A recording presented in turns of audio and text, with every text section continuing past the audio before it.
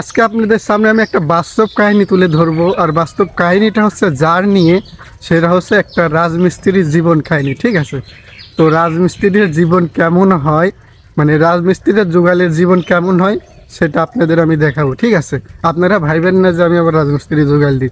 আপনাদের অনুরোধে আমি আজকে রাজমিস্ত্রির যুগাল দিতে যাচ্ছি। তো এখন বাজে 8টা 13। তো এই সময় আমি বাড়ির থেকে বেরাচ্ছি রাজমিস্ত্রির যুগাল দেওয়ার জন্য। তো দেখা যাক আমার যেতে কত টাইম লাগে। আনুমানিক আমার যা মনে হয় এখান থেকে কুষ্টিয়া শহর যেতে মনে হয় 1 ঘন্টা টাইম লাগবে। তো 1 ঘন্টা টাইমে আমি 40 কিলো সাইকেল চালাতে পারবো। এই 40 কিলো পার হয়ে যে আমার এই রাজমিস্ত্রির জোগাড়টা দিতে হবে। ঠিক আছে, তো আপনারা দেখতে থাকুন। খানিকটা পথ আমি সাইকেল চালানোর পর ভাবলাম যে যেহেতু আমি কাজে যাচ্ছি আর আপনারা বিশ্বাস নাও করতে পারেন, এই জন্য আমি টাইমটা আপনাদের দেখাচ্ছিলাম। আর ভাবতেছিলাম আমি প্রথম দিন কাজে যাচ্ছি, কি হয় না হয়, আমি তো কাজ ঠিকঠাক জানিও না আর কোনদিন করিও নাই। যাচ্ছিলাম আর ভাবছিলাম না জানি আমার কি কাজ দেয়। যাই হোক, কোনো ব্যাপার না। আপনারা যেহেতু আমার রিকোয়েস্ট করছেন যে রাজমিস্ত্রি যুগালি কাম করতে হবে, এই জন্য আমি যাব। তো এখন আমি মেন রাস্তার কাছে এসেছি আর এখন বাজে 8টা 55। আর আমি এখন যখন আমি বাসা থেকে বেরাই তখন ছিল 8টা 13। আর অনেক পথ সাইকেল চালানোর কারণে আমার পার ভিতরে একটু ব্যথা করছিল, যার জন্য আমি একটু দম নিচ্ছিলাম।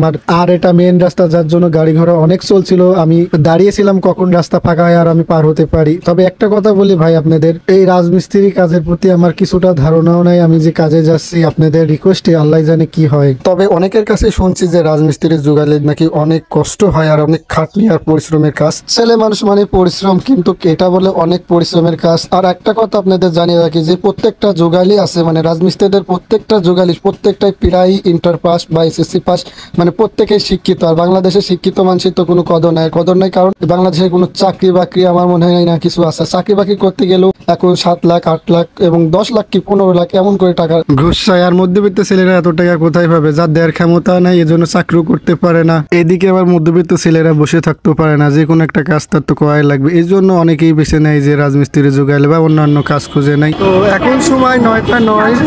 এই দেখেন 9টা 9। আমি এখন কাজের সাইডে আইছি, কিন্তু আমার কাজ কোথায় দিবে আমি ঠিক জানি না। তো এখন আমার হেডমিস্ত্রির কাছে ফোন দেবো যে আমার কাজ কোথায়, তারপর আমি যাব। ঠিক আছে, আপনারা দেখতে থাকুন।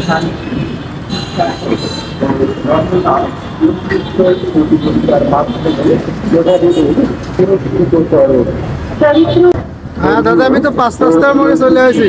পাশাপাশি আদর্শ চরিত্রবান করে ঠিক আছে, আসে না বিতর্ক ক্লাব গঠনের মাধ্যমে শিক্ষার্থীদের আমার হেডমিস্ত্রি এখন আসতেছে, আমাকে কাজের সাইডে নিয়ে যাওয়া।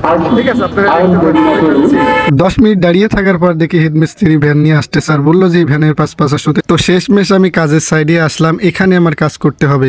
অবশেষে আমরা কাজে পৌঁছাইছি।